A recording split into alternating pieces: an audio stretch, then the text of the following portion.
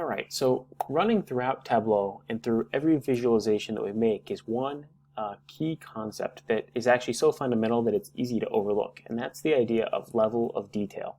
So this is how coarsely or how finely we are presenting the details of the data visualization to the user.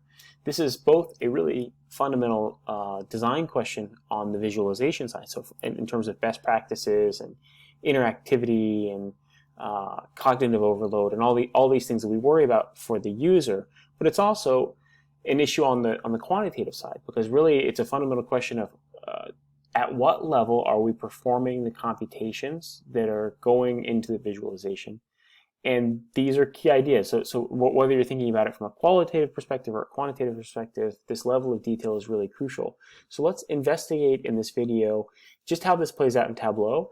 And our goal here is to just see how it works and get a feel for it. And then in later videos, we'll see sometimes when the default treatment of level of view in Tableau fails or disagrees with what we would want it to do, and then how to fix those. But for this one, let's just see the concept in practice. So let's make a new visualization. And let's start with a top level object, or a very coarse level of granularity. And for us in our bookshop dataset, this is something like author. So let's drag author to our rows. So why do I say that author is a coarse or a top level or a very granular way to think about level of detail here? Because each author has multiple books. So let's drag in the title of these books. So notice Barnhart here has 2 books, Dan Cat has like 9 books, so on and so on.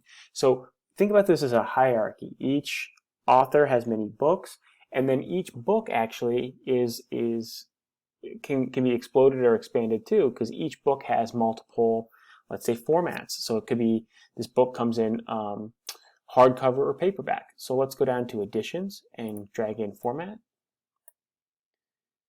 So notice here that, for instance, right here, yeah, actually, it's pretty easy. So Banana Slug and the Zero Friends, it comes as a board book and as a paperback. Some books come as only one format or the other, but we're not even done here. We're not even done here, which is so crazy, is that there could be, for instance, if you have a paperback, there could be paperback version 1, paperback version 2, paperback version 3, and these would all be classified as different ISBNs.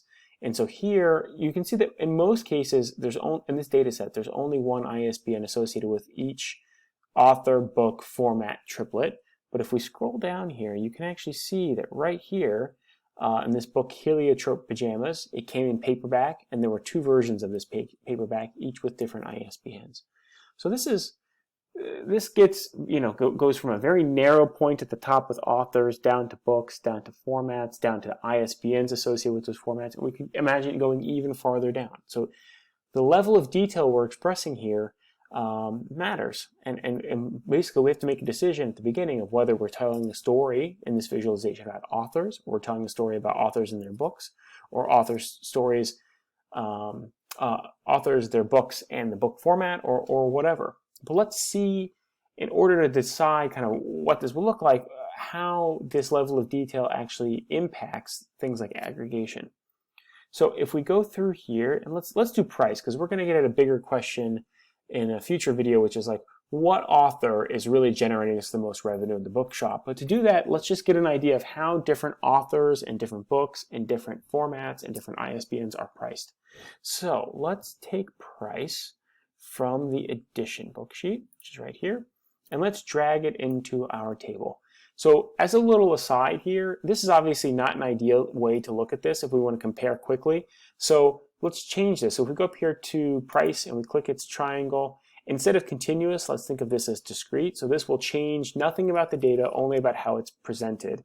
And we'll go from this bar chart to just a table, a normal table. The other thing I would suggest here while we're here is that these numbers can get strange. For instance, if we take averages, we know that they're prices. So let's go ahead and change the format of the cell in order to reflect that. So if we click on the number itself and then right click, we can go to format and then change the format to currency. Just like you would in Excel or many other programs, right? It's just telling it, hey, listen, this is a currency, so we should really round to 2 decimal places and go ahead and put the currency sign in the front. Really, it doesn't change anything other than making it look nice, which sometimes can make all the difference.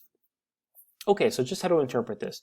This says that Antrim had 1 book, This book came in hardcover with the following ISBN, and that book, that whole book by this author with this title in hardcover with the ISBN had priced $29.99. And notice that we're summing here. So right now this is not coming into effect really because each ISBN only has one price. But let's see one that is going to matter. So for instance here, I have, well, let's actually just get rid of this one first. And let's go with this one here. So notice I have a book here, Banana Slug and the Lost Cow, that has two different formats, one at $6.99 and one at $7.99. If I remove format here, notice what's happened. I've gone from $6.99 and $7.99, and I'm actually summing those two things up because that's how I'm aggregating. So I am stopping at the title, and I am summing every possible value of price that I saw associated with that title, whether it was in hardcover, whether it was in paperback or board book or whatever. I'm taking all those prices I've seen associated with this title and I'm summing them. This is what I'm saying about level of detail. We're viewing this visualization at the level of detail of the title. Therefore, when we say sum, it says, I don't care what's going on any level of detail below the title, just aggregate them all up. Stop at title, take all the prices you see associated with that title, and take the sum. And that's no different than if we switch this to average. So we could go to measure and say average instead. And this is saying, I don't care what you see. You're going to go from the author. You're going to go from the author to the title. Once you get to the title, stop. And every price you see associated with that title, just take the average of all of those. And I don't care whether it's a paperback or hardcover or a board book. I don't care if there's 3 different types of paperback or whatever. It doesn't matter. We're just going to take the average associated with all of these things. And again, you could back it all the way out. You can operate at whatever level of detail here you want. And that's really the brilliant part, is that Tableau in all of these cases is just appropriately computing the average based on the level of detail you've asked for in the view. So it is like what you've asked to see, that's what it's going to show you. That works like 95% of the time. And it doesn't work every time. Sometimes we do want to compute something at a different level of view than what we're seeing here, and then use that result, for instance, to compute something else. We'll see that for in a future video. But the idea right now is that no matter how you're constructing your view, so I'm just going to go back to what we had. So if I drag in the title, we're going from just having the last name and taking the average price across the entire, like every book, every type of book, everything based on this author, to no, okay, now my level of detail is at the title level, so I'm going to take every author and then every title. Once I get to title, I'm going to stop, and I'm going to take the average of everything there. If I see another title, I'm going to take the average of all those prices. If I take another title, I'm going to take the average of all those prices. And then I could also go, like for instance, and say, no, I actually don't want title. I want to operate at a different level of detail, and I want to do format. So if I take format here, and it's saying, okay, of all the books that Barnhart wrote that were board books rather, the average of those is $6.99. Of all the books that Barnhart wrote that were paperback, the average is $7.99, and so on. So whatever level of detail you ask for in the view, that's what level of detail this aggregation happens at. And this is why I said at the beginning that this is actually so fundamental that it's easy to miss, because that's kind of how you would expect it to work, right? Like, you ask for this level of detail. This is what you wanted to like aggregate by. So therefore, that's what Tableau is going to do. It's like of course that's kind of how it should work. What else would it do? Well, there are times when we want it to do something else, but 95% of the time, this is what we want it to do. The big idea is that the level of detail is set by the most detailed, the finest grain, the finest exposition or groupings, the smallest groupings in this data set as included in the view. That's what level the aggregation happens over.